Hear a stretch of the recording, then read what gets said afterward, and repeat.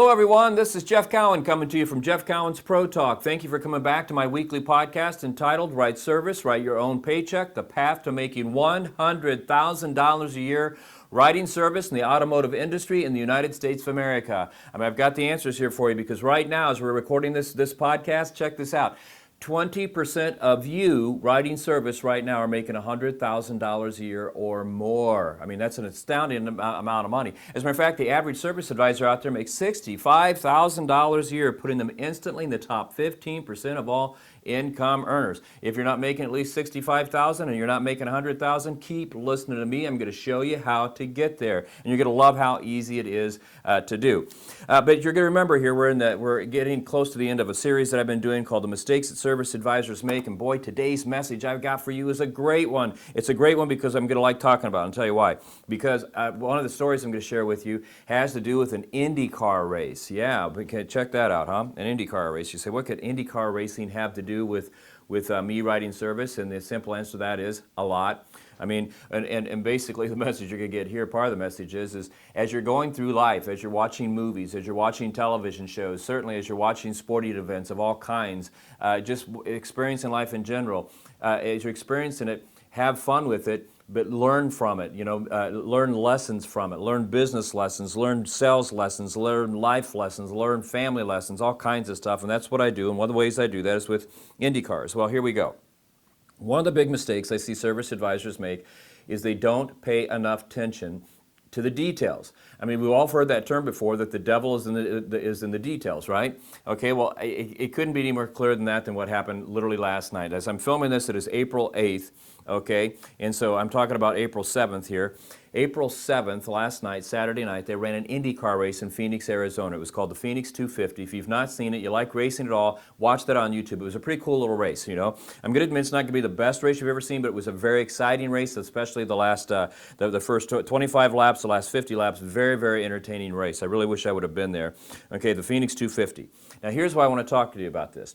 Because that race last night was won and lost on the details. All right, so let me give you a brief overview here. When they started the race, the pole setter, the guy on the pole, had clearly the fastest car, okay? He had the fastest car in the field. He'd won a couple weeks ago at St. Petersburg. Everyone was expecting this driver to be up front all night long from the get-go and be battling for the lead and possibly win the race. Matter of fact, he was the odds-on favorite to win. But check this out.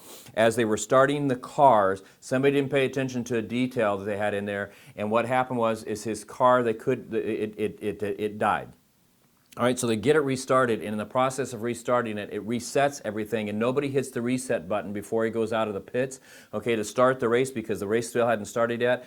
And so now all his telemetry, all those things are not working. So instead of getting the information from his crew as he's driving the race, because if you've ever gone to a race, you see people sitting around with these big headphones on, and they're not listening to music, they're not listening to the TV broadcast. Well, they might be listening to TV broadcasts, but you can listen to the drivers and the teams talk back and forth. He lost all that. He had no idea if somebody was behind him, somebody was in front of him, somebody he was clean through a pass. So that immediately puts him down, and within 20 laps of the start of the race, he has a problem with that because it wasn't reset, has to go in the pits, finds himself two laps down, and loses the race right then and there.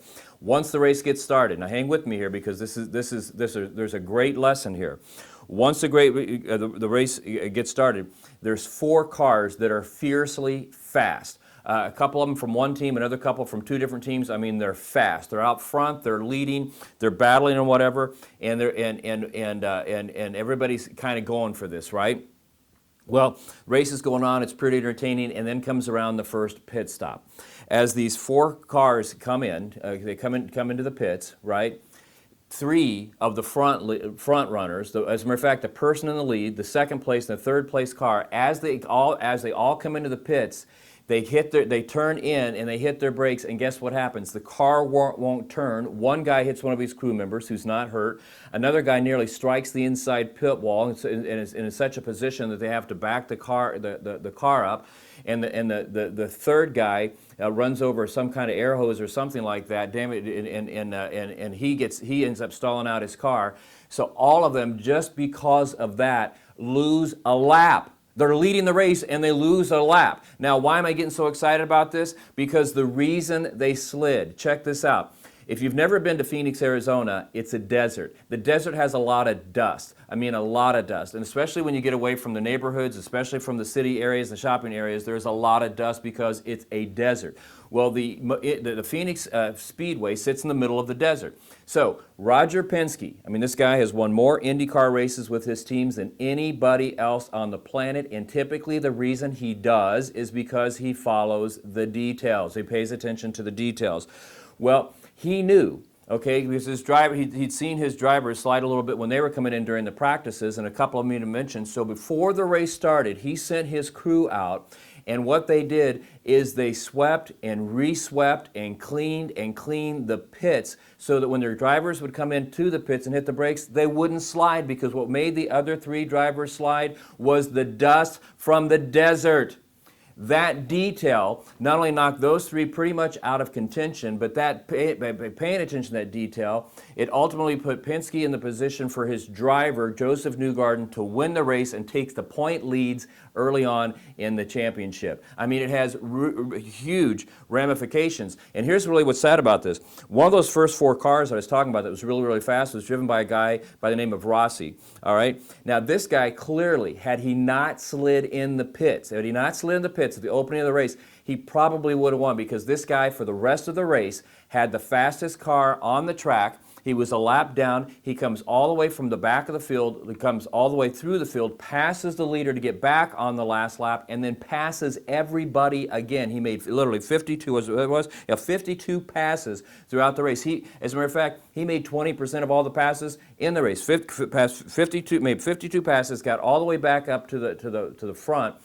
Ended up finishing third, but had Penske not done what he done, he would have finished second, and possibly, and as a matter of fact, he probably, if he wouldn't have been a lap down, he would have won. That's my opinion. He would have won had his crew paid attention to the detail and did what Roger Penske did, paid attention to the detail, and simply cleaned out the pits. Okay? Dusted them off. The details are, the devil's in the details, I'm telling you, folks. And it's not like that just in racing. It's like that in life, and it's especially like that in sales. Now, I want to go on here, and I want to share with you how I have lost sales, or nearly lost sales in the past, okay, by not paying attention to the details. And this is going to be really related to what we're talking about here, okay? But before I get into that, I want to talk to you about this, speaking about Indy cars. Hey, this book is finally out. It's called What I've Learned from Attending 35 Indy 500s. It has lessons in it for sales, motivation, leadership, management, and life in general.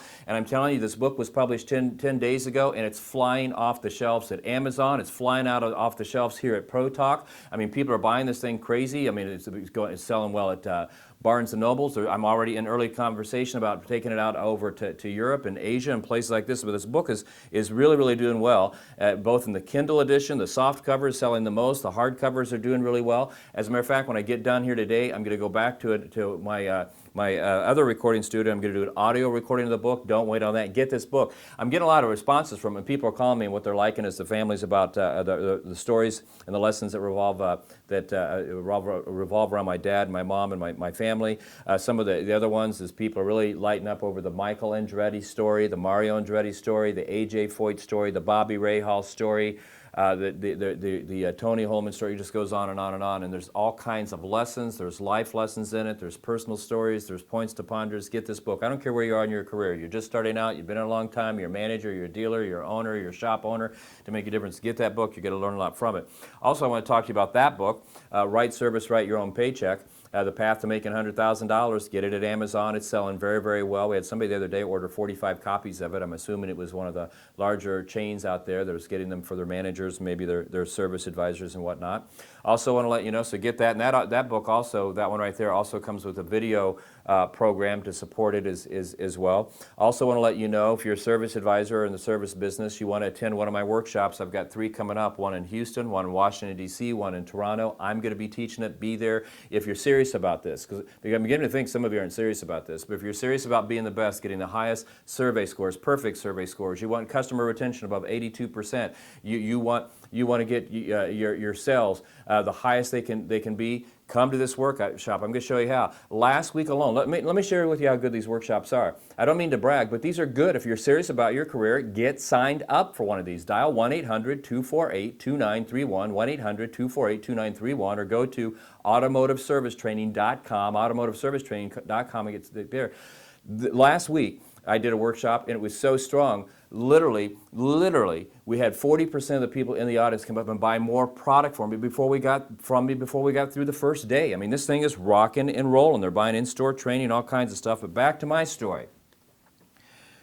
Details. You know, it pains me to talk about this story because this happened fairly recently. And I've been doing this, for 30 years, and I'm not supposed to make mistakes, but I'm telling you, you can't take your eye off the ball. We'd been working really hard on a fairly large agreement. It wasn't going to be the biggest one we ever did, but it was one that was to make a difference and put a real feather in our cap. So we're working with this group, and we finally get them on. We finally get to the end of the presentation, and the owner of the group says, "You know what? This is exactly what we've been looking for. You're the guy we've been looking for. I'm excited about having your expert trainers who've been fixed operations directors, service managers, service advisors come into my shops and show us how to be the best. Send me the paperwork." Go ahead and email it to me. Send me the forms I need for the deposit, and I'll get them back to you sometime by tomorrow morning. If not later today, by tomorrow morning. So everybody's excited. I thank him for his business. We stopped the go-to meeting. I mean, we're high-fiving each other, me and the sales manager, me and my assistant, me and the salesperson that got it all this far, you know, because my salesperson really worked hard on this. And we were just as excited as could be. You know, I look at the salesperson and said, make sure that stuff gets emailed right now. And I sat there and I watched her email it right then and there. Now, we're all celebrating. I check my email before I leave the office that day. The paperwork's not back, but that person told us it could be tomorrow morning before we got it back, so no sweat. And he was on the East Coast. I wake up the next morning. I typically start working around 5 a.m., start checking my email. There's nothing there. Continue to check my email, and sometime around 5:30, I get an email from that business owner that says, you know what, we never received the paperwork after the meeting, and we're not sure, you know, now we got we're having second thoughts here, not sure if we should move forward if we can't even get the paperwork. I was crushed. Now, let me tell you what happened. It was the details. We got lucky because ended up getting the deal. But I'll tell you what, we got lucky, but here's where we made the mistake. You see, I have a rule here at ProTalk that whenever you email anybody agreements or anything of any importance, you then pick up the telephone, you call that person or the involved parties, and you tell them, I just emailed it, whether you have to leave it in a voicemail or you get them on the phone, I just emailed it. If it's not in your email box, check your junk or your spam, and see if it's there. If it's not there, then let me know, and I will resend it and keep sending it until we can get it there. That phone call was never made. The reason I have that rule, it's a hard and fast rule at ProTalk, is because you can't count on technology. I mean, if the internet drops once, you can lose that email. I don't know where these emails go, but we all have had that happen. You send an email to somebody, it never gets there. We can't take that chance. You can't take that chance. So that phone call was never made. They never got it, okay? And then we ended up getting it to them. So you know, there's two stories here. Don't depend on technology. Always follow up with human contact. But there's also another mistake that was made here, because my salesperson was not the only one that didn't pay attention to the detail. Because guess who else didn't pay attention to the detail? Me. You see, I'm the leader. I'm the manager. I was involved in that as well. And I did not inspect what I expect, and I let the final details almost cost us the jobs. You see, her job was to email it, and she did. Her job was to make that follow-up phone call to make sure it was received, and she didn't do it. My job was to ensure that she emailed it. I watched her do it, but I did not follow through it, and I did not ensure. I just assumed she was going to make that phone call. She didn't, and it almost cost us a deal. One of the biggest mistakes I see service advisors make is they don't pay attention to the details, so they get almost to the end and they let it go. Be like Roger Penske. Pay attention.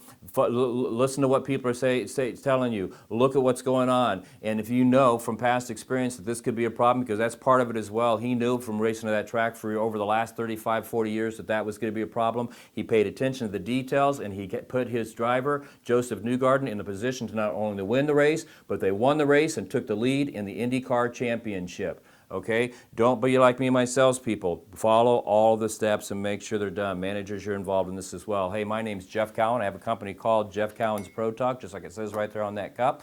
I hope that you enjoyed this message. You should enjoy this message. Pay attention to details. As a matter of fact, I got a homework assignment for you.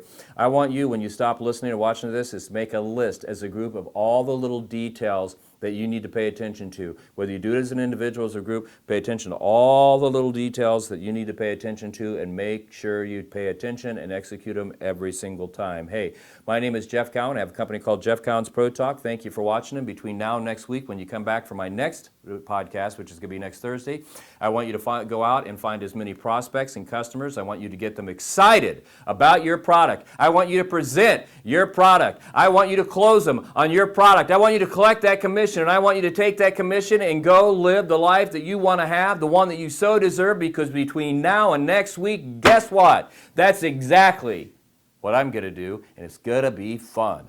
Buy the book. Buy the book. Buy the book. Thanks.